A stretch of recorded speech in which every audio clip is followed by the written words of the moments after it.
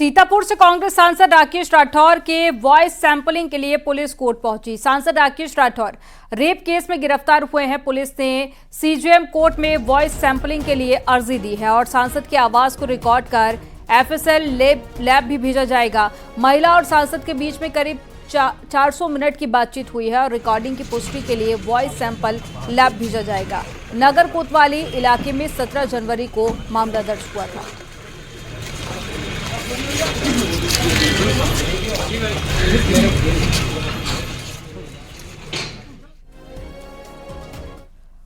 हरियाणा के मुख्यमंत्री नायब सिंह सैनी और यूपी के डिप्टी सीएम ब्रजेश पाठक हापुड़ में एक निजी कार्यक्रम में शिरकत करने पहुंचे। इस दौरान मुख्यमंत्री नायब सिंह सैनी ने आम आदमी पार्टी नेता अरविंद केजरीवाल पर जमकर हमला बोला। उन्होंने कहा कि पिछले 10 वर्षों में दिल्ली को आज भी गंदा पानी पीने को मिल रहा है। गलियों में सीवरेज ओवरफ्लो है और साथ ही लोगों को इस गंदे पानी से गुजरना पड़ता है। उन्होंने केजरीवाल पर लगातार झूठ बोलने का आरोप लगाया। वहीं डिप्टी सीएम ब्रजेश पाठक ने दावा किया कि दिल्ली चुनाव में बीजेपी एक तरफा जीतने की तरफ आगे बढ़ रही है। केजरीवाल की झूठ की राजनीति को दिल्ली की जनता ने अच्छे तरीके से परख लिया है।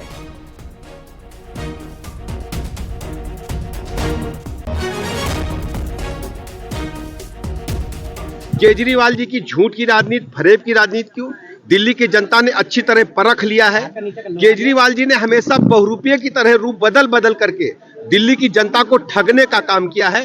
अब दिल्ली की जनता जागरूक है। माननीय मोदी जी के मार्गदर्शन में दिल्ली को विकसित भारत के मार्ग की तरफ ले जाने के लिए संकल्प है। 5 तारीख को मतदान होगा। दिल्ली की सभी सीटों पर भारतीय जनता पार्टी प्रचंड बहुमत के साथ जीतेगी। केजरीवाल जी भी अपनी जमानत जब्त कराने जा रहे हैं। दिल्ली के अंदर 8 तारीख को भारतीय जनता पार्टी की सरकार बन रही है और वहां जो झूठ की दुकान पिछले 10 वर्षों से खुली हुई थी, लोग अब उसको समझ चुके हैं और 8 तारीख को झूठ की दुकान पे ताला लग जाएगा।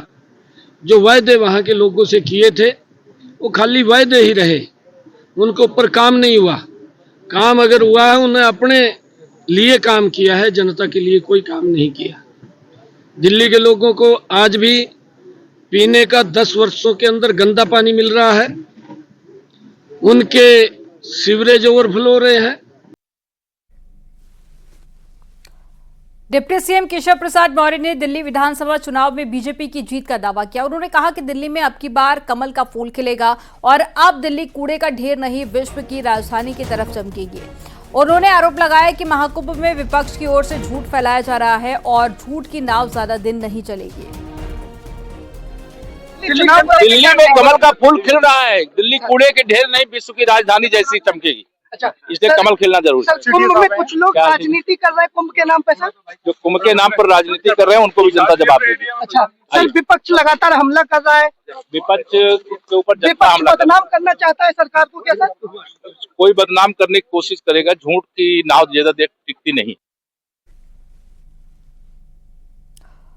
पीपल फॉर एनिमल्स की राष्ट्रीय अध्यक्ष और पूर्व सांसद मेनका गांधी गाजियाबाद पहुंची, जहां उन्होंने जानवरों के अस्पताल के भूमि पूजन में भाग लिया।